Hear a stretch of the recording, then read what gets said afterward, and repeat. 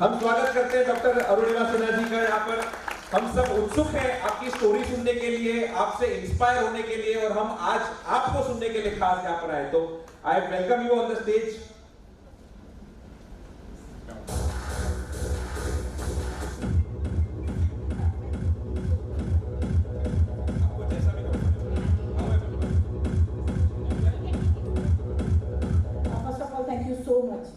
Sir आपका 17वीं birthday बहुत, आपको बहुत बहुत बधाई। और ऐसे खूब लंबा आप जिए, और हम जैसे जितने भी देश के कोने कोने से ऐसे लोगों को ढूंढ के लाए और सबको ऐसे अवार्ड दें। क्योंकि होता क्या है ना, मैं रिलेटिवली बताऊं कि अवार्ड सिर्फ अवार्ड नहीं होता है, उसने जो लाइफ में किया है, और आप जैसे लोग अगर उसको पहचानते हैं देश के कोने कोने से। क्योंकि होता क्या है, करते बहुत सारी अरुणिमा हैं देश में, ऐसा नहीं है, लेकिन खोज पाना ही आप जैसे लोग। तो मैं आप सबको इसलिए बहुत बहुत बधाई दूंगी कि आप, और धन्यवाद भी दूंगी कि आप सभी ने ढूंढा मुझे। और उसके लिए मैं मैं भूषण जी जिन्होंने ग्रेट एकेडमी, भूषण जी जहाँ पर भी हैं मैं उनको भी थैंक यू बोलूँगी। और अभी मैंने इसमें देखा कि आशीष भी हैं। आशीष मेरे साथ उसमें एवरेस्ट में जब मैं थी तो वो लोग से कर रहे थे, तो ये मेरे लिए भी बड़ा अच्छा बात है। बहुत की और भी लोग यहाँ पे सबको अवार्ड दिया गया है, मेरे लिए बहुत ही अच्छा लग रहा है मुझे। क्योंकि होता क्या है ना, जनरली माउंटेनियर को कम लोग ही समझ पाते हैं, तो लिटरली आप समझे, इसके लिए बहुत बहुत धन्यवाद। और आज अरे वाह सर, तभी सर इस चीज को आप समझ ही पाए।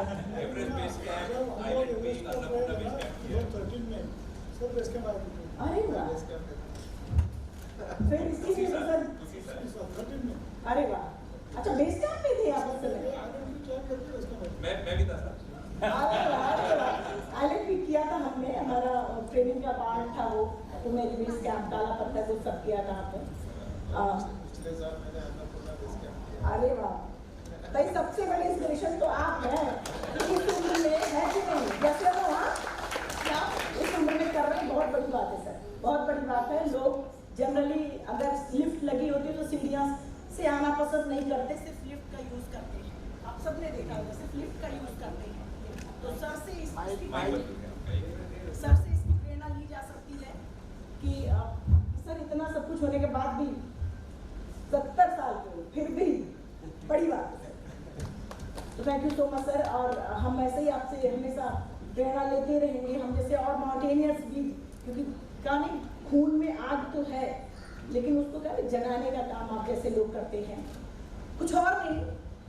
बहुत लोगों ने सुना होगा शायद ये स्टोरी, और ये कोई किताब की बातें नहीं है, एक पल का मेरा खुद का एक्सपीरियंस रहा है।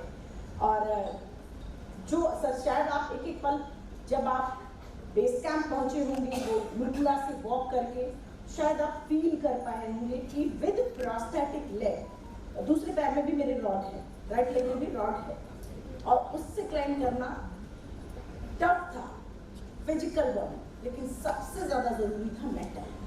अगर आप यहाँ से स्ट्रांग हैं तो आपको कोई रोक नहीं सकता, आप खुद को खुद नहीं रोक सकते हैं। मेरे साथ यही हुआ है कि बहुत सारी 2011 में, जैसे अभी वीडियो में आपने देखा कि 2011 में चलती ट्रेन से कुछ बदमाशों ने सिर्फ एक गोल्ड चैन के लिए बाहर फेंक दिया था ट्रेन से। वो जो भी पैसेंजर्स थे सबका ज्वेलरी एंड ऑल छीनने की कोशिश की, और उन्होंने जब मेरा छीना, मैं 7 टाइम नेशनल प्लेयर पहले भी रह चुकी थी एक्सीडेंट के पहले। और जब उन्होंने वो प्लेयर वाला स्प्रिट था, और उन्होंने जब मेरी गोल्ड चैन छीनने की कोशिश की, मैंने फाइट की जितना दम था उस समय। और लेकिन वो 4-5 थे, मुझे ऐसे उठाया तो उठा के चलती ट्रेन से बाहर फेंक दिया था। दुर्भाग्य ये था दूसरी ट्रैक से ट्रेन आ रही थी, मुझे सिर्फ उसका लाइट दिखा, और रात के 1-1:30 बजे की घटना थी, मुझे सिर्फ लाइट दिखाई दे रहा था। और थोड़ी देर बाद पिन ड्रम होकर डिब्बों में टकरा के मैं नीचे गिरी थी। मुझे भी नहीं अंदाजा था कि ये सब होने वाला है, मेरे एल्बोज ये सब टूट चुके थे। माइंड कॉन्शियस अच्छे से काम कर रहा था, मैंने उठने की कोशिश की, ऐसे जमीन में हाथ रख के उठने की कोशिश की, मैं उठ जाऊँ, उठ के खड़ी हो जाऊँ, मैं उठ नहीं पा रही थी। मुझे लगा कि खड़ी क्यों नहीं हो पा रही, अभी तक मुझे नहीं पता था कि मेरा पैर कट चुका है। मैंने पैर को ऐसे उठा करके जब देखा कि मैं जितना नहीं उठ पा रही थी, मैंने ऐसे पैर को उठाया, लेफ्ट लेग को उठाया है, उठा के देखा तो जीन्स में कट के पैर हैंग हो रहा था, और ब्लड फोर्सफुली निकल रहा। मेरे दूसरे पैर, राइट लेग की हड्डियाँ टूट के जीन्स के बाहर आ गए, मेरे दोनों एल्बो टूट चुके थे, ये सब बहुत से कॉलर बोन टूट चुकी थी, स्पाइन में तो बहुत सारी चोटें थी। फिर भी ब्रेन कॉन्शियस काम कर रहा था। मैं मूव करने की कोशिश कर रही थी कि ऐसे मैं रेन के ही निकल जाऊं, लेकिन जब मैं ऐसे सिर रखती तो वाइब्रेट होता था, मतलब दूसरी ट्रेन आ रही होती थी। बाद में मुझे दिखाई देना बंद हो गया था और बहुत सारा ब्लड लॉस होने की वजह से एकदम दिखाई देना बंद हो चुका था। तो चूहे होते ट्रैक पे मेरे ऊपर घूम रहे थे और मैं बेबस मतलब पैर को मूव भी नहीं कर पा रही थी, शायद यही था। और फिर भी आंखों को मैं खोल के रखने की कोशिश कर रही थी। एक्सट्रीम पेन था, शायद मैं अच्छे से एक्सप्लेन कर पाऊँ उस पेन को। और बस ये था, जो पत्थर होते ट्रैक पे छोटे छोटे, मैंने उन पत्थरों को हाथ में पकड़ा था और उन पत्थर पे उस दर्द को निकालने की कोशिश कर रही थी। और बाद में सुबह हुआ गाँव, ट्रेन कभी इधर से निकली कभी इधर से, मुझे ऐसे ट्रेन इधर से। और मैं लोग टॉयलेट करते थे, साइड में पड़ता था, ऐसे पड़ी थी और इस पर टॉयलेट पड़ते थे। मेरा एल्बो टूटा था, मैं साफ भी नहीं कर पा रही थी, मतलब पूरी रात चलता रहा ऐसे। सुबह हुआ गाँव वालों ने जब मुझे देखा, उठा करके डिस्ट्रिक्ट हॉस्पिटल बरेली उत्तर प्रदेश ले जाके मुझे एडमिट किया। वहाँ पे CMS फार्मासिस्ट डॉक्टर मुझे ऐसे जमीन में रख दिया गया था। आपस में बातें कर रहे हैं सभी लोग कि इसका इलाज शुरू कहाँ से करें, एनेस्थीसिया नहीं है। नॉर्मल जिला हॉस्पिटल था, प्राइवेट डिस्ट्रिक्ट हॉस्पिटल था और नीचे लगे, उनके पास शायद एनेस्थीसिया नहीं था, ये पता नहीं डॉक्टर नहीं था। तो आपस में बातें कर रहे हैं, वो मुझे दिखाई नहीं दे रहा था लेकिन सुनाई सब दे रहा था। मैंने उतनी देर में सिर्फ इतना ही बोला था कि आपस में जब वो बातें करती थी, अभी तो पैर नहीं, कैसे बिना एनेस्थीसिया पैर काटेंगे। तो मैंने बोला कि ठीक है मेरा पैर काट दीजिए बिना एनेस्थीसिया के, क्योंकि वो जो पेन था उस पेन से ज़्यादा पेन नहीं होता। तो इतना माइंड ने एक्सेप्ट कर लिया था। फिर बाद वो उनके पास जो भी प्राइमरी ट्रीटमेंट्स था उन्होंने शुरू किया और मेरा पैर बिना एनेस्थीसिया काट दिया गया। मुझे शॉक करके बताया मैंने, बहुत सारी चीज़ें थी, मेरा पैर काट दिया गया। और आज भी मुझे याद है वो पल कि बेड था, बेड का बैक साइड का था, हैंडल टाइप का था, ऐसे राउंड सा हॉस्पिटल्स में बने हुए हैं, और ऐसे पकड़ा था मैंने। और उन्होंने जब काटा जा रहा था पूरा पता चलता है। और खैर बात जब मीडिया में आई, अपने नेशनल प्लेयर है, तो मुझे ट्रीटमेंट अच्छा मिलना शुरू किया। मैं आज भी इन डॉक्टरों का धन्यवाद दूंगी कि जो भी उनके पास प्राइमरी ट्रीटमेंट्स था उन्होंने शुरू किया है। कोई ब्लड देने वाला मेरे घर से तो कोई था ही नहीं वहाँ पे। उनके पास वहाँ के फार्मासिस्ट थे, उन्होंने अपना 1 यूनिट ब्लड दिया है और फिर लगाया गया मुझे, जिससे थोड़ा सा शायद चीज़ें बढ़ी थी आगे। फिर फैमिली बाद में आई है। तो ऐसे लोग भी हैं जिसकी वजह से मुझ जैसे लोग जिंदा हैं, मैं उनका धन्यवाद देती हूँ हमेशा से। खैर जब मीडिया में आया नेशनल पीरियड तो मुझे ट्रीटमेंट अच्छा मिलना शुरू हुआ, प्रॉपर एक वार्ड मिला।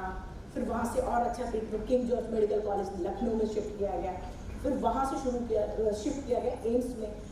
स्पोर्ट मिनिस्टर थे और एयर लिफ्ट करके मुझे ले आया था, एम्स में एडमिट किया था। अभी तक किसी के साथ इस तरीके की घटना होगी और वो हॉस्पिटल पहुँचता है और जीवन से स्ट्रगल करके आगे भी बढ़ता है।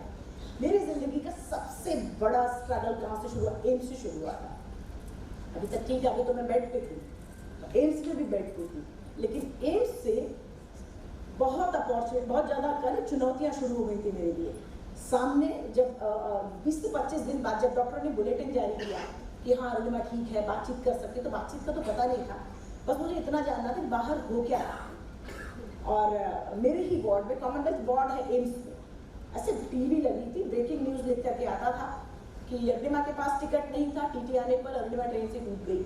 मैंने जब न्यूज़पेपर मंगाना शुरू किया, फ्रंट पेज पे मेरी फोटोज होती थी, बैंडेज लगी हुई, तो फोटो देख के मैं खुश भी होती थी, अरे वाह फ्रंट पेज पे है। लेकिन अब समझ सकते हो खुश भी होती थी। और नीचे कंटेंट जो मैं पढ़ती थी उसमें भी यही लिखा था, अरुणिमा टिकट नहीं था, टीटी आने पर अरुणिमा ट्रेन से टूट गई। तो मैं डाइजेस्ट ही नहीं कर पा रही थी। नेक्स्ट डे मैंने फिर पेपर मंगाया और न्यूज़ भी डिजिटल न्यूज़ भी चल रहा था। तो जब मैंने देखा कंटेंट बदल गया था, फोटो सेम थी, फोटो देख के मैं खुश हुई, कंटेंट से दुखी हुई, अरे क्या लिखा है ये। फिर नेक्स्ट डे में लिखा था कि अरुणिमा सुसाइड करने के लिए। Can you imagine? जैसे मैटर ये नहीं करता मेल है फीमेल है, मैटर सिर्फ ये करता है कि एक इंसान है, उसका शरीर का एक अंग कट चुका है, पूरी जिंदगी का पता नहीं उसकी चेहरा बेड से कभी उठ पाएगी कि नहीं। मैं बेड से ऐसे उठ नहीं आ सकती थी, मोशन वगैरह सब कुछ पॉट में था। 22-23 साल की एक यंग लड़की, उसका शरीर का एक अंग कट चुका है, एक मध्यम वर्गीय फैमिली से है, उसका फैमिली के लोगों का क्या स्थिति होगी या फिर उसका खुद का क्या मनोदशा रही होगी। लिटरली मैं बताऊं, उस समय ऐसा लग रहा था कि सिर्फ क्यों मैं ही, ऑलवेज दिमाग में यही चीज वाई मी ऐसा वाला आ रहा था। और बार बार ये भी दिमाग में, फिर जब इतना दिया प्रभु तो मार ही लेता, रखा क्यों। लेकिन उस समय मुझे समझ नहीं आ रहा था कि मतलब किस लिए मुझे बचाया है। फिर लड़ना शुरू किया। मैंने बोला कि नहीं भाई, मेरे पास वार्ड के अंदर से मेरे पास टिकट भी है और मैं सुसाइड के लिए नहीं गई थी। लेकिन सिस्टम से लड़ना इतना आसान नहीं था मेरे लिए। और मैं अपनी बातें कहती, वार्ड के अंदर ही दब जाती थी, बाहर तो पहुंच ही नहीं पाती थी। मीडिया को अंदर आने नहीं दिया जाता था। खैर उसके बाद फिर मैंने हॉस्पिटल, फिर न्यूज़पेपर में फ्रंट पे मेरी न्यूज़ होती थी और लास्ट में माउंटेन्स की स्पोर्ट्स पेज पे माउंटेन्स की न्यूज़ थी उस दौरान। फिर मैंने डिसाइड किया था, वो न्यूज़ पढ़ी तब मैंने डिसाइड किया था माउंटेनिंग का। उसके पहले मैंने कभी किया ही नहीं था। कहते हैं ना, लाइफ चेंज कर देती है अगर निगेटिव किसी भी प्रकार का निगेटिविटी है लाइफ का या फिर कहीं का भी, उसी में भी अपॉर्चुनिटी भी होती है। मैंने उस पेज को पढ़ा कि ठीक है यार, ठीक है। फिर पढ़ा, नेक्स्ट गई मैं पेज पे तो वो देखा। तो जब मैंने मौजूद होता क्या, लीक से हटकर जब आप कोई गोल बनाते हैं तो आसपास के लोग जल्दी डाइजेस्ट नहीं कर पाते, क्योंकि उन्होंने कभी देखा ही नहीं होता है। मैं ऐसे बेड पे थी और चारों तरफ से चेयर्स लगे थे, इवन मेरी माँ भी थी उस समय, और उन्होंने बोला कि तू क्यों करती है ऐसा चीज़ें, नए नए चैलेंजेस तू लेती रहती है।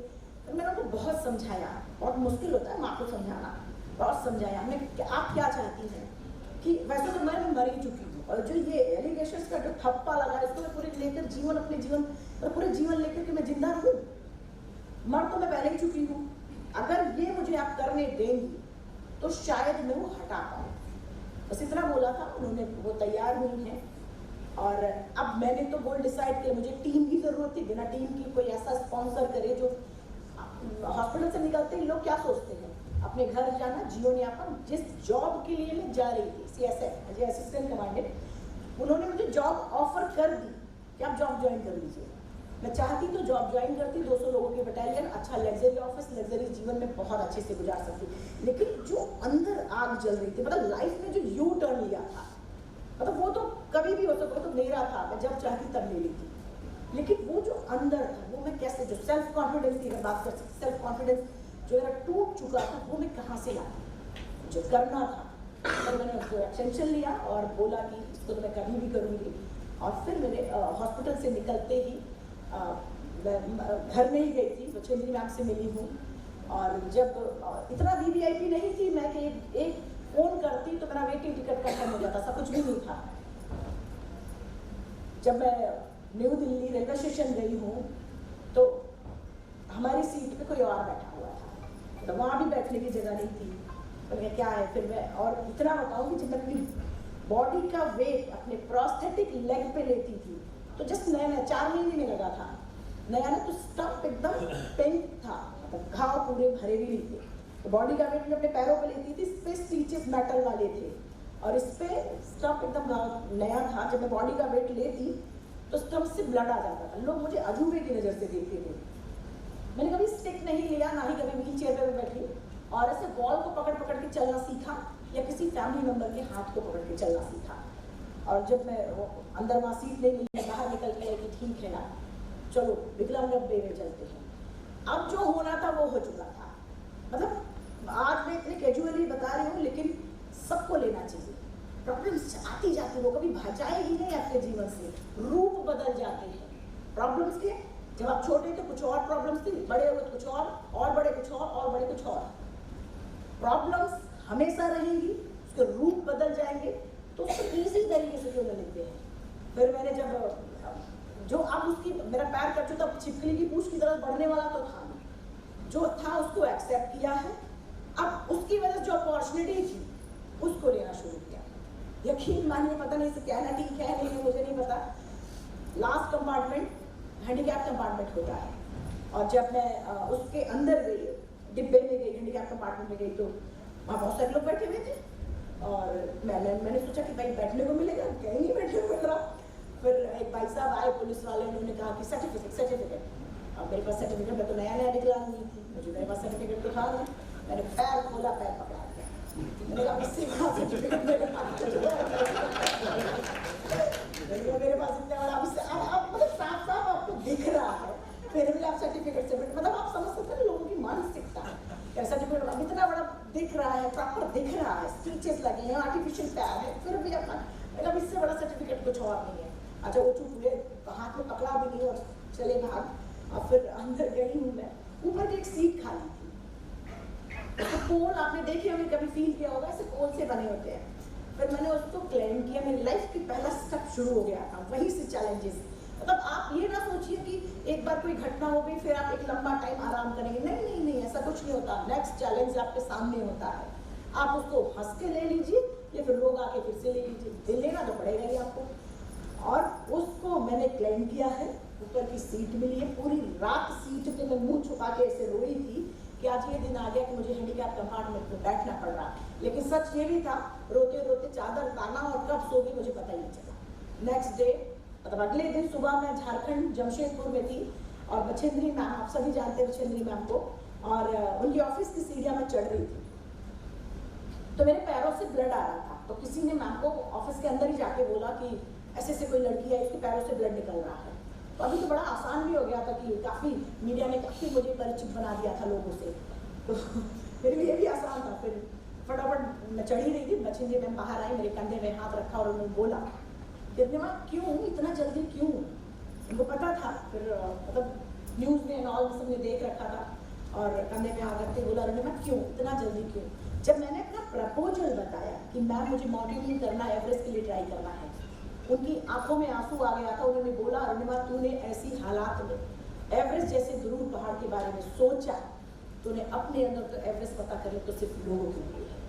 यकीन मानिए मेरे परिवार में किसी को यकीन नहीं था कि अरुणिमा कर पाएगी, क्योंकि चल पाना मोशन कर अच्छा सॉरी मैं वहाँ को यूज़ करूँ क्या?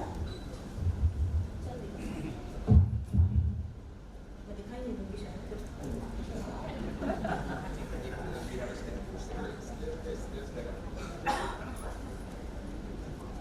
फिर मतलब कोई यकीन ही नहीं कर रहा था कि जो है अरुणिमा कर पाएगी कभी भी।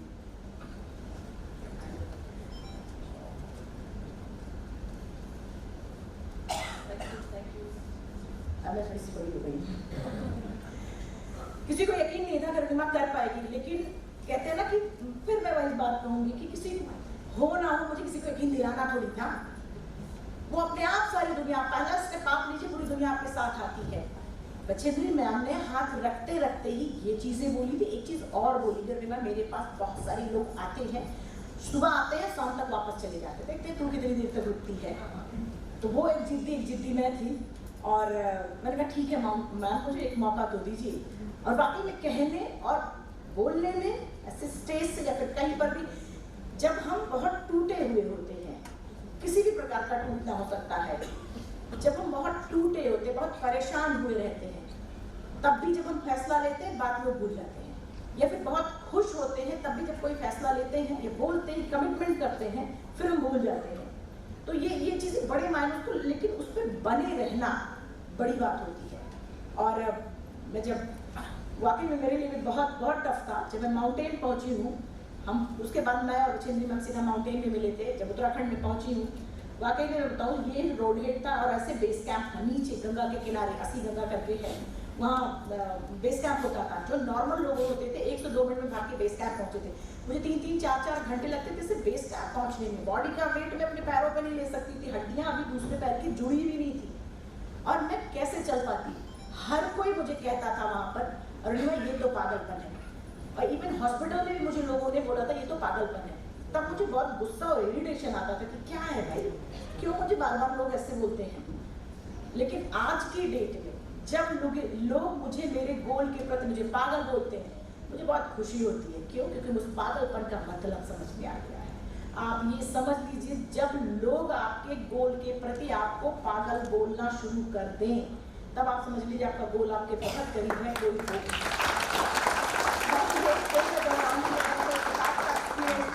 एक्सपीरियंस एक्सपीरियंस है। एक सूर्या टॉप पर के छोटा सा पीक होता था वहाँ पे करीब 14,000 फीट का। जब मैं उस पीक को स्टार्टिंग में, जब भी मैं उस पीक के समिट के लिए जाती, एक ट्रेनिंग का पार्ट होता था, जब भी मैं समिट के लिए जाती, हर बार बीच में मैं हमेशा वापस हो जाती थी। हर कहकर वापस कर लिया जाता था कि इतना तू फिट नहीं है, तेरे पैरों से ब्लड आ रहा है, स्नोफॉल होना शुरू हो गया, टाइम ओवर हो चुका है, मतलब कुछ ना कुछ हमेशा होता था, मुझे वापस कर लिया जाता था। वाकई में मैं फिट नहीं थी उस समय, और मैं बेस कैंप वापस आती, अपने टेंट में जाती, अंदर जाती, कोई और ऐसा नहीं था मेरे पास जिससे मैं बात अपनी मन की बात शेयर कर पाती। टेंट ही हमारा घर होता, टेंट के अंदर जाती और खुद को बोलती कि क्या है, दुनिया की सबसे टॉलेस्ट पीक तेरे दिमाग में है, और एक छोटा सा पीक समिट नहीं हो रहा है। मैं आज स्टेज से आकर आप, या फिर शायद आप सभी ने बहुत बड़े बड़े मोटिवेशनल स्पीकर को सुना होगा, या फिर मैं आज यहाँ कर आपको तो चाहे जितना मोटिवेट करूँ, लेकिन मेरा मानना है सबसे बड़ा मोटिवेटर कौन होता है? हम खुद, हमारी अंतरात्मा। जिस दिन किसी भी लक्ष्य के प्रति आपकी अंतरात्मा जाती है, आपको कोई भी नहीं रोक सकता, कोई नहीं रोक सकता। मैं टेंट के अंदर जाती और मैं खुद को, क्या है, नहीं हो रहा तुझसे, छोड़ दे। मतलब एक माइंड मेरा कहता होगा, दूसरा पेन में रहता, लेकिन मेरा जो दूसरा माइंड है उस पर हावी होता पेन पे, कि कैसे नहीं मानेगा। एक समय ऐसा था, मेरा जो स्टंप है, मतलब कटा हुआ जो पैर है, फ्रिक्शन की वजह से पूरी स्किन निकल जाती थी। आप शूज, न्यू शूज पहनते हैं, जरा सा ब्लिस्टर होता है, सबने शायद फील किया होगा, जरा सा ब्लिस्टर होता है और स्किन निकलती, कितना इरिटेट करता है। मेरा पूरा का पूरा स्टंप होता था, ऐसे फ्रिक्शन होती थी, पूरा का पूरा स्किन निकल जाता था। चलना मतलब बचन की बात कभी कभी देखती थी, करने में तो चलती कैसे है भाई। तो आज की डेट में मैं बताऊँ, इवन कुछ समय बाद ऐसा हो गया था, इवन आज की डेट में की बात कहूँगा तो इतना अभी भी फ्रिक्शन होता है, लेकिन वो एरिया इतना हार्ड हो गया है कि अब स्किन निकलती नहीं है। तो आप समझ रहे हैं ना, तो अपने आप को इतना मजबूत कर दो कि स्किन निकले ही ना। आप जितना अपने आप को डेलिकेट दिखाएंगे तो जाहिर सी बात है नहीं होगा। फिर खैर सूर्या टॉप को फिर मुझे करते करते, यही सब करते करते करीब करीब 8-9 महीने बीत गए थे, और मैं कभी नहीं कर पाई सूर्या टॉप को। एक दिन क्या हुआ, मैं सबमिट नहीं कर पाई और मैं नीचे आई और खुद को समझाया है, और अगले दिन बोला कि अरे मैं तू कल पहले पहुंचेगी तक, मतलब टारगेट दिया खुद को। और 3 बजे सुबह में निकली हूँ बाहर, पूरा गेटअप एंड ऑल सब पहन के बाहर थी और भागना शुरू किया। अभी हर 10 दिन के बाद लोग बदल जाते थे वहाँ, और मैंने जब तक माउंटेन के बारे में सोचा, जब तक एवरेस्ट सबमिट नहीं कर लिया था, मैं माउंटेन से नीचे नहीं उतरी थी, मतलब ट्रेनिंग में कंटिन्यू रहती थी। और उस दिन बहुत 9 महीने हो गए थे मुझे उस रास्ते से आते जाते, भले पूरा नहीं किया था लेकिन आधा तो जाती ही थी, बहुत अच्छे से मुझे पता था जाना कैसे है। भागना शुरू किया है, और उस दिन करीब 20 मिनट पहले मैं उस सूर्या टॉप पे थी। मतलब हर दिन जब मैंने पहले सबमिट करने की कोशिश की, कहीं ना कहीं 1% या फिर 1 पॉइंट हमेशा, मतलब 100% शायद मैंने अपना नहीं दिया था। उस दिन 100% दिया, और 20 मिनट पहले करीब मैं स्टॉप पे थी, और ऐसे झुक करके जो बाकी के माउंटेनियर्स थे, जो क्लाइंबर्स थे, वो क्लाइंब करके धीरे धीरे आ रहे थे, और मैं ऐसे झुक करके देख रही थी। छोटे छोटे स्नो के पार्ट गिर रहे थे और मेरे पास बिस्किट था, मैं ऐसे खाते खाते मैं देख रही थी। तब मुझे खुशी हो रही थी कि आज मैं सबसे पहले, सबसे पहले, जबकि वो बहुत छोटा सा पीक है, बाकी लोगों के लिए कुछ नहीं है वो, लेकिन मेरे लिए मेरी जर्नी का पहला स्टेप था। मैंने खुद को थपथपाया उस दिन, और मजा तो तब आई जब वो सारे लोग आकर के पीक पे मुझसे ये पूछते हैं, मैडम खाते क्या हो? आप इस कैंप में हमारे सामने अपना प्रोस्थेटिक लेग पहन रही थी, आप इतना अच्छा कैसे चल सकती हैं? उस पीक पर बैठे बैठे इतना बोला था, जो मेरा गोल है, मेरा पैशन है, जो मेरा गोल है, मेरा जुनून है, मेरी जिंदगी है और मेरी ज़रूरत भी है। कोई भी गोल जब आपका जुनून बनता है, जुनून आपसे वो करवाता है जो शायद हम खुद नहीं कर पाते हैं। तो वो गोल मेरा जुनून भी था, मेरी जिंदगी बन चुका था और मेरी ज़रूरत था, सबसे मेरी ज़रूरत थी वो गोल। मतलब वो जो दिव्यांगता का माला मेरे गले में था, जो एक ठप्पा लग गया था कि अरुणिमा तू सुसाइड के लिए गई थी, तो वो चीज़ें, मतलब मेरी ज़रूरत थी खुद को प्रूफ कर देने का। किसी और को चाहे मैं ना दिखाऊं, लेकिन आप मन को, जो मेरी इंटरनल कॉन्फिडेंस था, वो लूज हो चुका था पूरी तरीके से।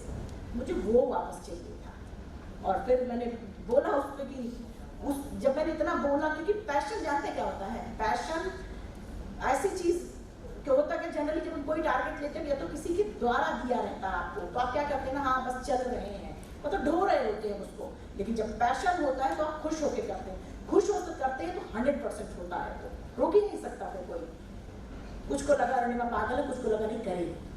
और मेरी जिंदगी में सबसे ज्यादा प्रॉब्लम ये था लोगों को समझा पाना।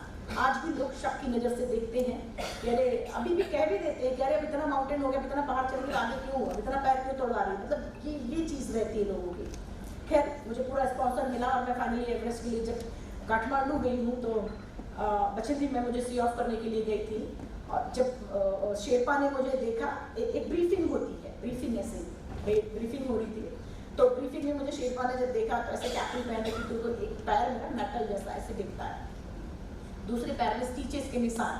तो बोलता कि पूछा उसने मुझसे पहले, फिर जब मैंने बाद में ब्रीफिंग में उसके टाइम जब आया बोलने का, तो बोला अरे इसके पैर में तो एक रॉड है, दूसरा पैर ही रॉड है, दूसरा पैर के अंदर रॉड है, माइनस टेम्परेचर में क्रैक हो जाएगा, ये नहीं जा सकती। मतलब उसने अपना डिसीजन सही काठमांडू में सुना दिया। मेरे साथ बहुत अच्छा इंसान था बचेंद्री में, उन्होंने बोला कि अरे तू चुप रह, वो जाएगी, उसने प्रॉपर ट्रेनिंग लिया है, तू साथ रहना, बाकी वो कर लेगी, तुझे करने तू उसका कोई सामान मत उठाना। मतलब ऐसे लोग भी बहुत जरूरी है ना कि उनको समझा पाए।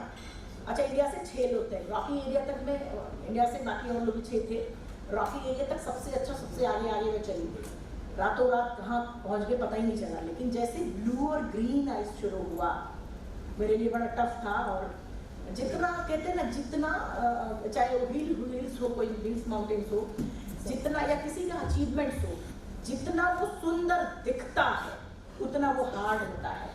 एवरेस्ट में 4 कैंप लगते हैं, बहुत सारे लोग कैंप 4 तक जाते हैं, कैंप 3 तक जाते हैं और वहाँ से छोड़ देते थे। जनरली कैंप 3 से ही बेस का ऑक्सीजन लगना शुरू होता है, और कैंप 2 तक भी, कैंप 3 तक बहुत सारे लोग थे। मेरे ग्रुप के 2 लोगों ने, हम 6 थे, मेरे ग्रुप के 2 लोगों ने कैंप 2 से कहा हम वापस जा रहे हैं, और हमारे कमर से एक रोप बंधी होती है, और ऐसे माउंटेन से स्लैजी होता है, तो उसको काट के वहीं पे हम टेंट वगैरह लगाते। तो मेरे कमर से भी एक रोप लगी थी। तो 2 लोगों ने बोला कि हम वापस जा रहे हैं। तो उस समय तक मैं काफ़ी कॉन्फिडेंस तो कह सकते, थोड़ा ओवर कॉन्फिडेंस में भी थी। तो मैं गई, मैंने कहा अरे मैं भी तो कर रही हूँ, और चलिए कर लेंगे, हम सभी मिलके कर लेंगे। अब आप उसको ओवर कॉन्फिडेंस कह सकते हैं, कुछ भी कह सकते हैं। मेरा इतना बोलना मात्र था, उनका कहना था कि मैं तेरा एक पैर नहीं, दूसरा भी नहीं रहेगा तो क्या, तुझे क्या है। मैं चुप हो गई और मैं बहुत रोई टेंट में जाकर के। मैंने एक ही घर टेंट में बहुत रोई थी कि क्या है, ऐसा क्यों बोलते। लेकिन पता है उनके द्वारा जो ये फेंका हुआ पत्थर था, मेरे लिए बहुत जबरदस्त काम कर रहा था, मुझे बहुत जबरदस्त मतलब मोटिवेट कर रहा था कि ठीक है, एक के बाद जब आपके ऊपर पत्थर फेंके, उसके पत्थरों से फेंके, जो पत्थर उनके द्वारा फेंके थे, मैंने उसकी दीवार खड़ी कर दी, और ऐसी दीवार कभी टूटे नहीं। अगले दिन 3 मतलब करीब 1-1:30 बजे मैं कैंप 3 से निकली। मैं जनरली जो नॉर्मल माउंटेनियर्स होते थे वो लेट में निकलते, मैं जल्दी से निकलती क्योंकि मेरा पेस स्लो था और प्रोस्थेटिक है, बाकी से पहले लेट में निकलते। मैं तो 1-1:30 बजे निकली, और हर स्टेप पे कैंप 3 से कैंप 4 तक हर स्टेप पे मैंने ये बोला था कि अरुणिमा जो तुझ में है वो उसमें नहीं है, वो एवरेस्ट सबमिट किए बिना जा रहा है, तू एवरेस्ट सबमिट करके वापस आएगी। हर कदम पे मैंने बोला। वो स्टेप रोप में क्लाइंबिंग करते हैं, जिन्होंने किया है एवरेस्ट शायद पता भी होगा कि हर स्टेप पे वहाँ से क्लाइंबिंग शुरू होती है। और इतना ही नहीं, जब मैंने जनरली ऐसे स्लोप है और मैं पैर रखती, मेरा पैर स्लिप हो जाता है, आर्टिफिशियल पैर ग्रिप ही नहीं बना पाता था। तो एक लाइन बन जाती है ऐसे, एक के बाद एक ऐसे क्लाइंब करते हैं, चलते हैं लोग, या फिर क्लाइंबिंग है तो क्लाइंबिंग भी करते हैं। तो मैं तो मेरा पैर जब ग्रिप नहीं, तो मैं चल ही नहीं पा रही थी, और अचानक क्या हुआ कि मेरा पैर ऐसे स्लिप हो गया, पूरी तरीके प्रोस्थेटिक डाउन सा हो गया। तो मैं खड़ी हो गई, पूरी लाइन रुक गई, सब पीछे से बोलना शुरू किया, हटो ये, मतलब सब अपनी अपनी लैंग्वेज में बोला। मैं पीछे ऐसे पुल करके बॉडी को मैं हटी वहाँ से, सब निकल गए हैं। अच्छा, शेरपा ने मुझे बोला कि अरुणिमा वापस जा, नहीं होगा।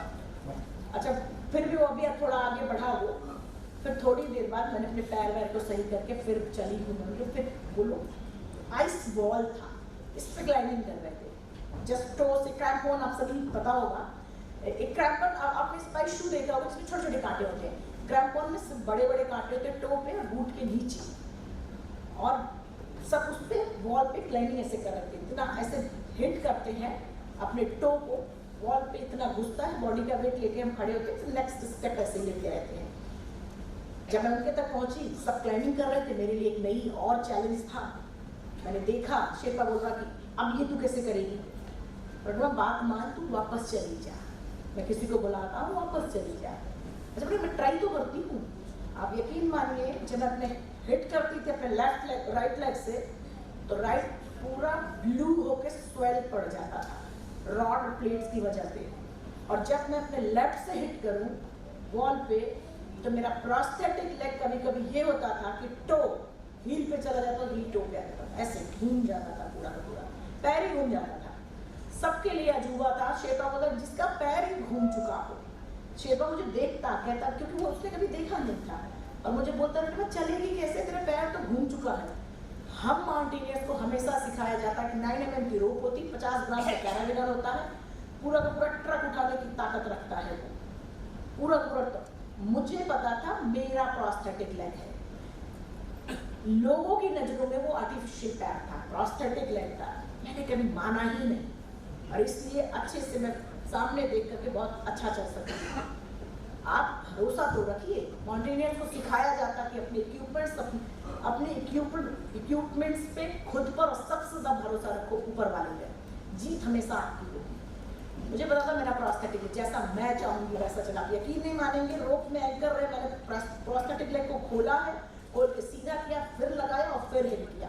जनरली जो नॉर्मल माउंटेनियर होते थे, एक बार हिट करने पे आगे बढ़ जाते थे, मुझे 5 बार हिट करना पड़ता था, और होल होता वॉल पे, आइस वॉल पे, फिर मैं क्लाइंबिंग करके ऊपर जाती थी।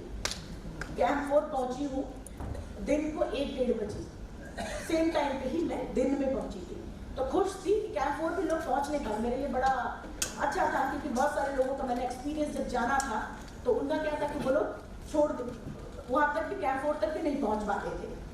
मेरे लिए बड़ा अलग ही था कैंप 4 भी पहुँचना, जगह जगह टेंटेस लगे हुए थे, और ऐसे जस्ट मेरी बंदा भी खुश थी, बछेंद्री मैम का सख्त हिदायत थी कि टेंट के अंदर सोना नहीं है, बॉडी को ऐसे मास्क लगा करके, और मैं टेंट के बाहर घूम रही थी, और 4-5 शेरपा किसी को टेंट से खींच के बाहर निकाले, तो मुझे भी उत्सुकता थी हो क्या रहा है,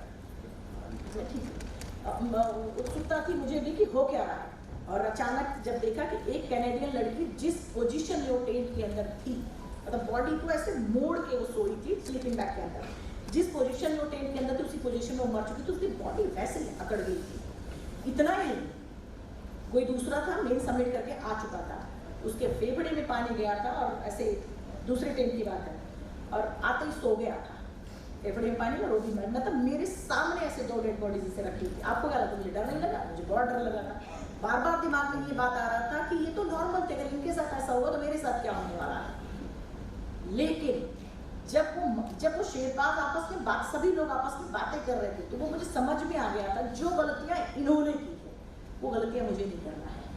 मतलब चीजों को एकदम जो नेचर है, कभी भी माउंटेन्स को, शायद सारे माउंटेन्स जितने भी हैं यहाँ पर, हम माउंटेन्स को क्लाइम करने नहीं जाते हैं। मेरा शुरू से यही रहा है, कभी भी मेरी क्या औकात थी मैं उसको क्लाइम करूँ, मेरे सिर्फ ये कि तो टच करने, मैंने तो बस इतना बोला ऊपर वाले से, प्रभु तू अगर टच करने के मौका देगा तभी हो पाएगा।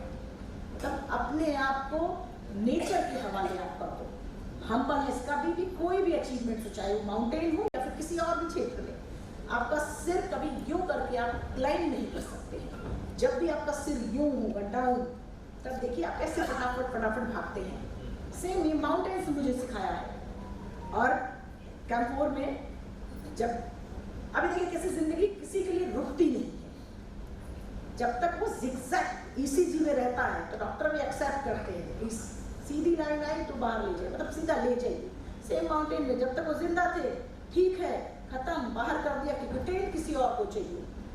कहीं पर भी जिंदगी रुकती, कोई भी चीज किसी के लिए रुकती नहीं है। तो ये जिगजैग उतार चढ़ाव अगर जीवन में है तो हम बहुत अच्छे हैं, कि मतलब ऐसा ये प्रूव करता है कि हम उस दौड़ में अगर ज्यादा है तो अगर अगर 21वीं सदी की जो दौड़ चल रही है, उस दौड़ में आप जिंदा है, दिख रहा है, तो इससे कभी मत घबराया करिए, नए नए चैलेंजेस लीजिए, अपॉर्चुनिटी भी साथ साथ में आती है। खैर कैंप 4 से मैं दिन को 4 बजे ही निकल गई मेरे समिट के लिए। मैं और मेरा शेरपा, बाकी जो ग्रुप के मेंबर थे, किसी को यकीन नहीं था, समिट तो सब अपना इधर उधर हो गए। कैंप 4 से दो तो वापस चले गए थे, मैं थी और बाकी लोग जो बचे थे वो ना लेट नाइट अपने हिसाब से चलने का था उनका।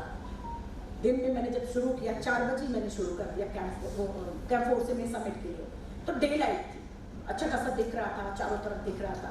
लेकिन जैसे डार्क हुआ, मैंने हेडलाइट जलाई थी, आज भी मुझे याद है हेडलाइट जलाई और ऐसे ऐसे उत्सुकता होती है देखने की वहाँ पे कि आखिर है क्या सब।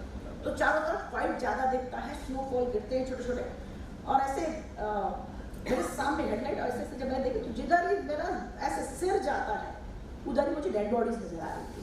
मतलब 99 की डेड बॉडीज आज भी एवरेस्ट पे उस समय थी और आज भी होगी। इतना ही नहीं, जिस कंट्री का है वो माउंटेनियर, उसके ऊपर उसी का फ्लैग लगा देते थे, बूट के नाम से जानते हैं कि फला बूट, ब्लू कलर बूट या ग्रीन बूट या फिर रेड बूट, ऐसे वो माइलस्टोन्स जैसा बन जाता है। और उसके बीच से मैं निकल रही थी। अभी तक तो ये था कि वो पुराने था, 10-10 लाख का इक्विपमेंट उसकी बॉडी पे, लेकिन वो मर चुका था। इतना ही नहीं, जिस रोप में वो शेरपा मुझसे आगे है और कभी वो आगे हो जाता, कभी मैं आगे, ऐसे चल रहा था। और थोड़ी दूर मैं आगे बढ़ी हूँ और जिस रोप में मैं थी उसी रोप में बांग्लादेशी, ऐसे उनका हाथ ऐसे मुंह से आवाज आ रही है। मतलब मेरा माइंड वॉन्स पूरी तरीके से खत्म हो चुका था, ब्लैंक हो गया था।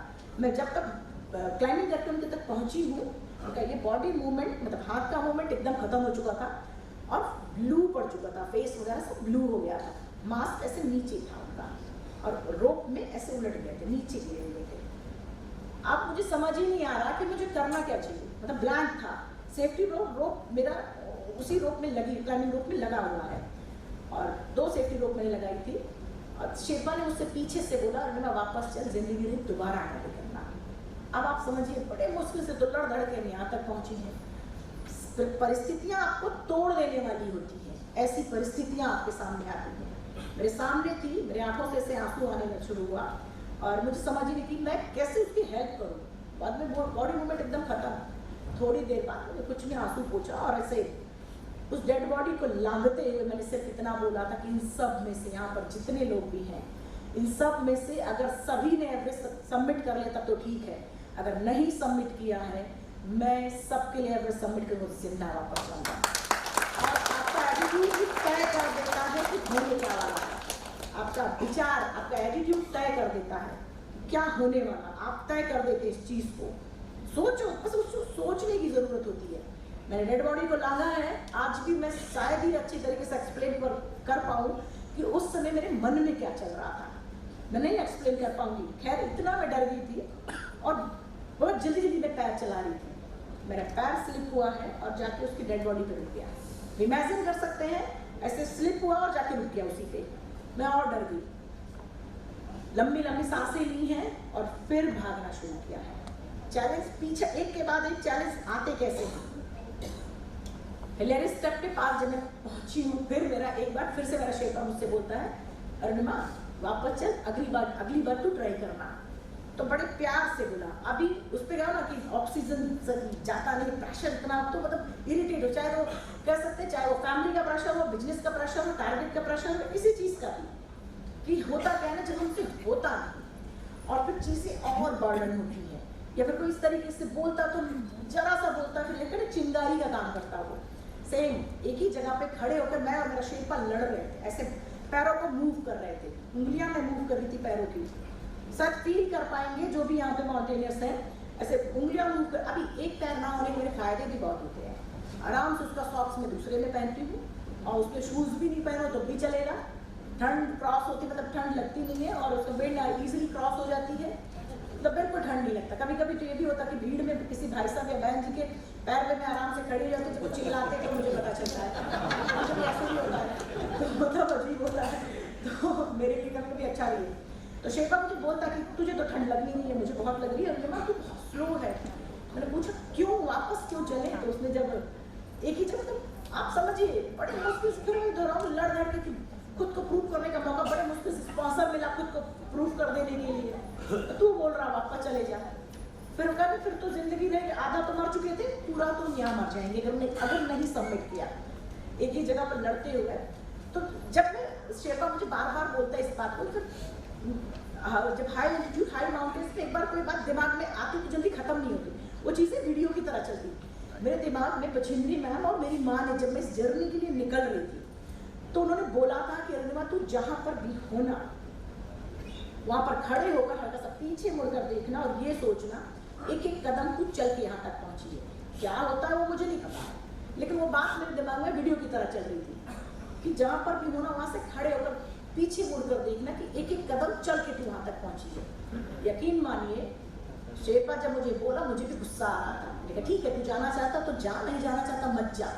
अब लोग मुझे छोटे छोटे दिख रहे हैं, लोगों के फुटप्रिंट्स बन जाते हैं स्नो में।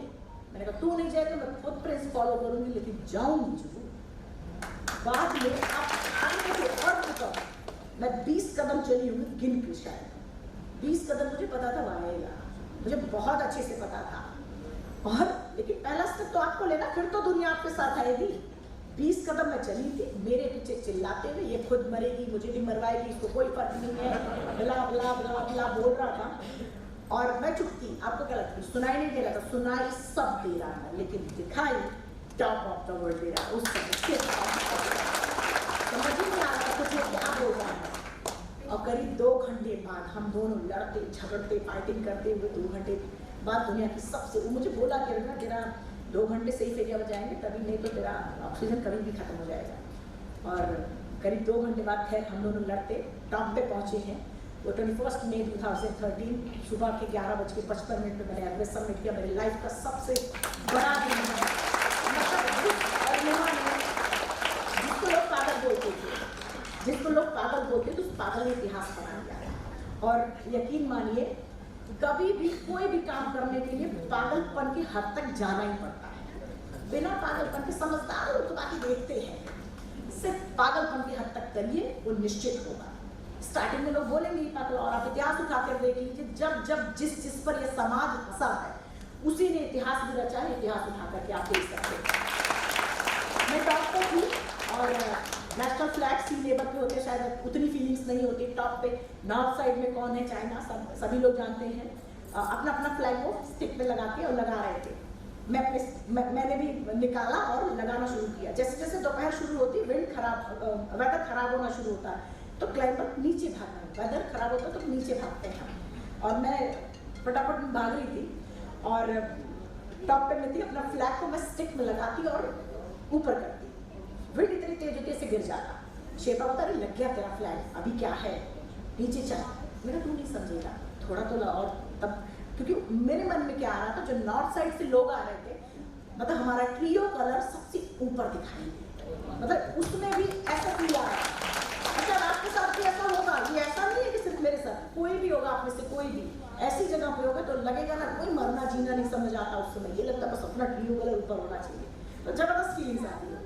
मैंने फ्लैग लगाया है, बुला रही है, अब लग गया अरुणिमा तू चल नीचे। आपको बताओ बहुत सारे माउंटेन्स का एक्सपीरियंस जाना था तो डिस्पोजल कैमरा और बैटरीज में रख के लेके गई थी, बॉडी से टच करके। कभी कभी कैमराज और बैटरीज काम नहीं करते। जब मैंने इस जेब से निकालना शुरू किया, कैमरा बैटरी रखा है सामने उसको, और बोला उसको फोटोज निकाल कर 8,848 मीटर की हाइट पर तुझे फोटो निकालना तो प्लीज फोटोज निकालो। मतलब जबरदस्ती की बात तो मेरी उसकी और बिगड़ गई। तब शेरपा इतने गुस्से में और बिगड़ी तब जब मैंने उसको वीडियो बनाने को बोला। फोटो वीडियो बनाने को बोला, वो तू मर, मैंने तेरे बारे में डेक्कन हेराल्ड में पढ़ रखा है, तू सुसाइड के लिए गई थी ना ट्रैक पे। मैंने कहा क्या है, ठीक है देख लेंगे तो बाद में देखेंगे, पहले तू वीडियो बना। आप यकीन मानिए वो मुड़ के जाने लगा, मैंने हाथ पकड़ा खींचा, बोला वीडियो बना। ऐसा कैसे नहीं बनाएगा, बना वीडियो। उसके हाथ में कैमरा था, मैंने वीडियो मूव किया, उसने पटक दिया नीचे, उठाया और वीडियो मूव किया, पकड़ाया और बोला वीडियो बना। आज उस वीडियो में से कुछ पार्ट था यहाँ पे, करीब 2, 3, 4 मिनट की ही वीडियो थी, और मैंने उस वीडियो में सिर्फ इतना बोला था कि आज ऐसी हालात होने के बाद भी मैं टॉप ऑफ द वर्ल्ड पे आ सकती तो आप क्यों नहीं। जरूरत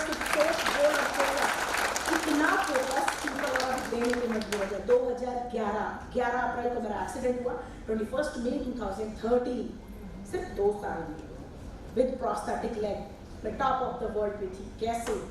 एम्स के डॉक्टरों का कहना था कि प्रोस्थेटिक लेग पे चलने और सीखने में लोगों को 3 से 4 साल लग जाते हैं। 2 साल में एवरेस्ट कैसे? लोगों को लगता था कि अभी मैंने अपने इस मिशन को, अपने इस गोल को अपने पैरों से क्लाइम किया, जबकि सच ये था, जो मेरा मिशन था, जो मेरा गोल था, मैंने पैरों से क्लाइम ही नहीं किया था।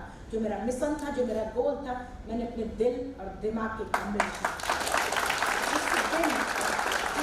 आप सभी में से जिस दिन दिल और दिमाग का कॉम्बिनेशन बना करके अगर आप करते हैं, कोई नहीं रोक पाएगा। ऐसा नहीं है कि मुझे नहीं दर्द होता, बहुत दर्द होता है, लेकिन उसको बर्दाश्त करने की क्षमता।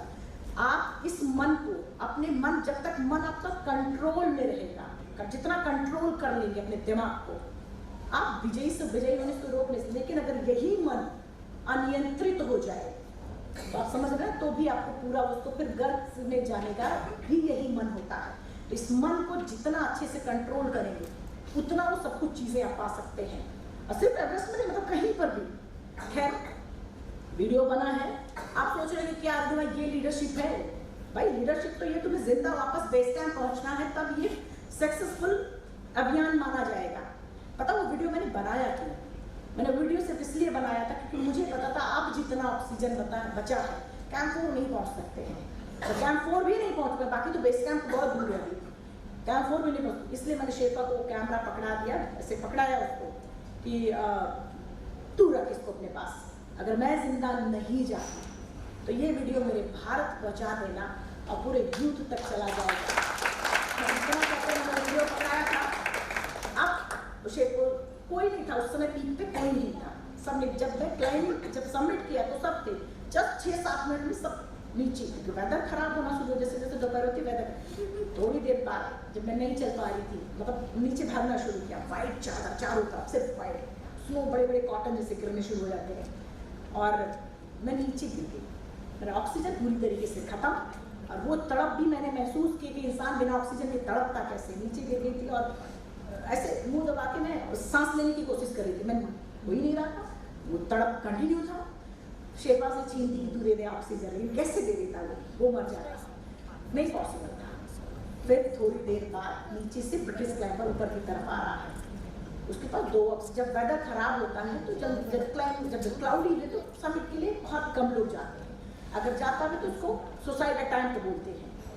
एक ने उसने जब देखा कि मेन पीक दिख नहीं रही है, तो एक को ऑक्सीजन को ड्रॉप किया, दूसरे को लिया और वापस जाने, जनरली जाने और आने को 2 ऑक्सीजन होते हैं, मैंने दोनों लगा दिए थे जाते वक्त। उसने एक को जब ड्रॉप किया तो मेरा शेरपा जो मेरे लाइफ लाइन में से ऐसे मेरी दुनिया, मतलब ये लोग ऐसे हैं जिन्होंने जिंदगी बदलने वाला काम किया है, और वो वॉकिंग डिस्टेंस पे गए और हाथों से वेट किया, उस ऑक्सीजन को लेके आए, मुझे लगाया, जस्ट थोड़ी दूर लगाया और बोला कि अरे मैं तो बहुत लकी है, भगवान भी चाहता तू जिंदा है। मेरे चुप रहने के 2 कारण थे, एक तो अगर मैं और बोलती तो मुझे थप्पड़ मार देते कि आप पे तूने 6-7 मिनट एक्स्ट्रा लिए, एक कारण तो ये था। दूसरा कारण तो ये था कि मेरे पास ताकत नहीं, मतलब ऑक्सीजन ही नहीं था। लेकिन जब ऑक्सीजन गया तो माइंड काम करना शुरू करता है, वो बार बार मुझे बोल रहा था तू बहुत लकी है, भगवान भी चाहता है तू जिंदा रहे। यकीन मानिए मैं यहाँ पर किसी की भावनाओं को ठेस नहीं पहुँचाना चाहती, लेकिन अगर बात करें मेरी, न मैं लक, न भाग, न किस्मत, मैं तीनों में भरोसा नहीं करती, क्योंकि मेरा मानना है लक भी उसी का साथ देता जिसके अंदर जीतने का जज्बा है। अगर आपके अंदर जीतने का जज्बा है तो परिस्थितियों को मोड़ देते हैं। अब मेरा कॉन्सेप्ट वही क्लियर हो गया था कि इतना भीषण एक्सीडेंट होने के बाद भी अगर ऊपर वाले ने मुझे बचाया है तो कुछ न कुछ इतिहास रचने के लिए बचाया है। जिंदगी को यू ऑलवेज से ना why me why me why me.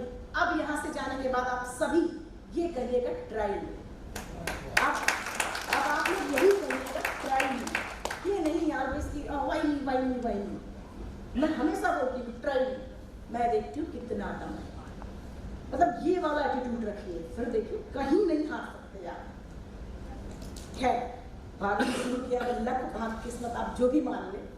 और इस बात को मैंने हमेशा माना है, चाहे वो रेलवे ट्रैक पर, चाहे वो एवरेस्ट पे या फिर किसी और माउंटेन्स में, 7 कॉन्टिनेंट्स में, ऊपर वाला मुझे इसे गोद में लेके रखता है। लोगों का हाथ पकड़ता है ना, मुझे तो गोद में लेके ऐसे रखता है। तो ऐसा फील हुआ मुझे, कई परिस्थितियाँ ऐसी आई हैं जहाँ से सब कुछ खत्म हो गया था, अचानक से अपने आप चीजें हो गई। तो इसका मतलब मुझे गोद में लेके रखता है जो भी था। मुझे किस्मत, मेरा इको एक्सपीडिशन था, मुझे ऑक्सीजन मिला था और इको एक्सपीडिशन था। ह्यूमन वेस्टेज भी होता था, वो भी पाउच में रखो फिर नीचे लेकर के आओ। मतलब वो भी बहुत मैं और कुछ तो नहीं खा सकती थी, लेकिन लोग फ्लैट लेके जितना छोड़ देते, तो जितना भी मैं अपने बैग में रख पाई थी, फ्लैट लिया था, जो भी छोटी छोटी चीज़ें थी मैं लेकर के आ रही थी वापस।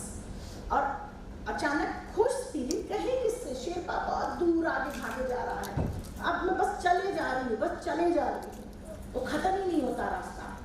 अचानक कहते ना कि कैंप 4 और मेन समिट, वहाँ से आने जाने जनरली लोग 16 से 17 घंटे में पूरा कर देते हैं, मुझे टोटल 28 घंटे लगे थे। और 2 मेरे पास चॉकलेट था और पानी की बोतल थी, मैं वो भी नहीं उठा पा रही थी, मुझे ऐसा फील हो रहा था। लेकिन स्टार्टिंग मुझे लग रहा था उठा नहीं पाऊंगी, लेकिन फिर भी जब वो कंटिन्यू करते हैं तो आपकी स्टेमिना गेन करती है, फिर वो बॉडी को पता भी नहीं चलता। खैर मैं नीचे और भागना शुरू किया, तो मेरा काम था, मैं जनरली बछेंद्री नाम कर रही सबका एरिया शेयर हो, क्योंकि तुम्हारा काम किसी से कोई बैठ गया तो जगाने का काम करो। मेरे सामने से एक माउंटेनियर बैठे थे, ये सब ऐसे बर्फ जम गया था, और मैंने जब उनके कंधे को ऐसे हिलाया था, जिस पोजीशन में वो बंदा बैठा हुआ था उसी पोजीशन में लुढ़क के नीचे गिर गया था। व्हाइट चादर पे पैचेस मुझे दिख रहे थे, वॉमिटिंग हो रही थी लोगों की ब्लड की, किसी का ऑक्सीजन भी खत्म हो गया था, तो वॉमिटिंग हो रही थी, ब्लड की वॉमिटिंग आ रही थी। तो वो सब देख के मुझे भी घबराहट से तो हो रही थी, लेकिन मैं फिर भी भाग रही थी। अब इसी रेड रूम में कि अब कहीं किससे आपने जो सोचा था वो कर लिया, कोई नहीं, साथ चारों तरफ सिर्फ व्हाइट दिखता है, सिर्फ व्हाइट। और मैं भाग रही थी, अचानक इसी रेड रूम में मेरा प्रोस्थेटिक लेग निकल जाता है, -60 डिग्री से ज़्यादा कभी कभी एवरेज टेम्परेचर डाउन हो जाता है, और मेरे ये नाखून और ये मांस ये सब फट गए थे, यहाँ सब ऐसे फट गए थे, और ये मेरी उंगली मुड़ रही थी। और जब पैर निकल गया है तो अगर मैं स्टेप इसे उठाऊं, पैर मतलब स्टेप लूं, तो मेरा प्रोस्थेटिक नीचे गिर जाएगा। अब समझ ही नहीं आ रहा था कि मैं चलूं कैसे, मौत एकदम सामने दिख रही थी। लगभग इस वक्त जो भी था, ऑक्सीजन मिला था, वो भी पता नहीं कितनी देर तक चलेगा। मैं बैठ गई थी, मेरा ऑक्सीजन लगातार चल रहा था, वो कब खत्म होगा पता नहीं, कभी भी हो सकता, क्योंकि ऑलरेडी यूज था। समझ ही नहीं आ रहा था क्या होगा। थोड़ी बात वही रोना धोना तो आता ही है, मैं आंसू आते ऐसे था, और मास्क यहाँ तक था, आते आते आंसू भी जम जाते थे। यहाँ स्प्लिट, पता नहीं एग्जाम्पल सही होगा गलत होगा मुझे नहीं पता, ऐसे मैं स्प्लिट करती थी, तो जब सलाइवा आता था मुंह में, स्प्लिट करती थी, नीचे कुट सी आवाज आती, मतलब यही जम जाता। और समझ ही नहीं आ रहा था कुछ। फिर जब लगा कि मुझे रोने धोने से कुछ होने हवाले आ रहा है, आंसू को पोंछा, जोर से चिल्लाई, अपने आप को मैं बूस्ट कर ली, जोर से चिल्लाई, क्या है?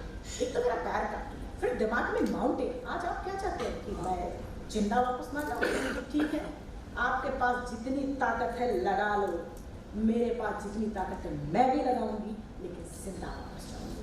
ऐसे मेरे हाथ मोड़ नहीं रहा था, हाथ को पकड़ के मोड़ दिया था, इतना फ्रीज हो गया था कि मतलब मुड़ ही नहीं रहा था, और रोप को पकड़ा झुक के, दूसरे हाथ से झुक के प्रोस्थेटिक लेग को, पैर को घसीट घसीट के चलना शुरू किया है। होता क्या है, जब आप अपने अचीवमेंट्स, सपोज दैट ये अपने अचीवमेंट्स, आप अचीवमेंट्स के जैसे जैसे जैसे जैसे जैसे करीब जाते हैं, स्ट्रगल बढ़ जाता है।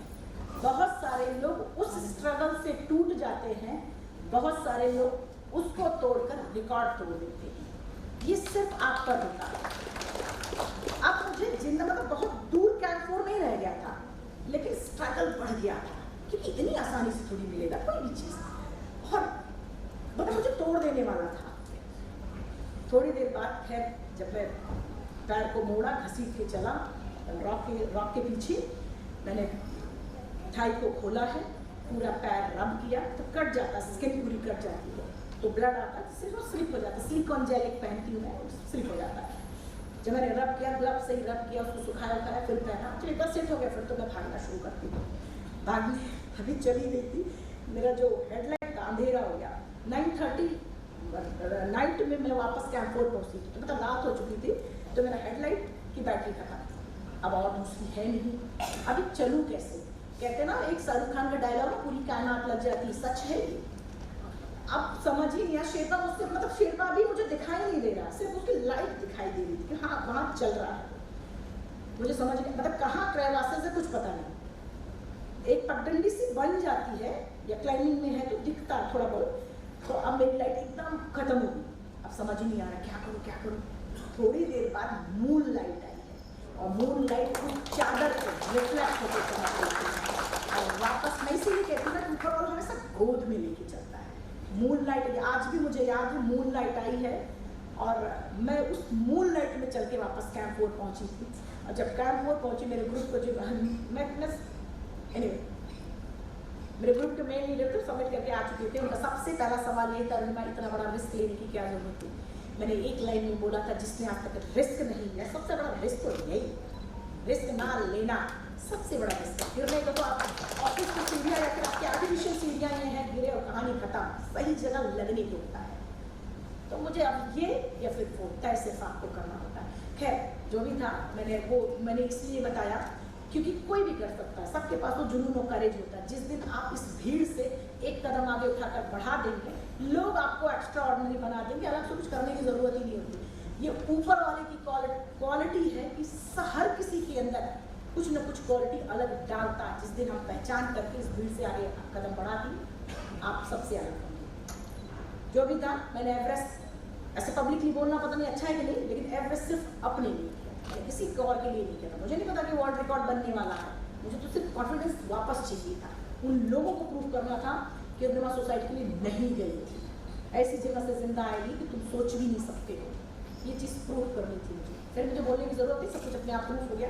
लेकिन जब मैं देश वापस आई, लोग क्रॉल करके आते थे, क्रॉल करते हुए बच्चे आते और वो बोलते कि मुझे कुछ करना है। तब तय किया वर्ल्ड के 7 कॉन्टिनेंट्स, वो जो मैं सबमिट कर चुकी। नेक्स्ट नवंबर में मैं प्लान कर रही हूँ साउथ पोल के लिए। आज इस हॉल से बस इतना चाहूँगी, आप सभी मेरे लिए और कुछ नहीं।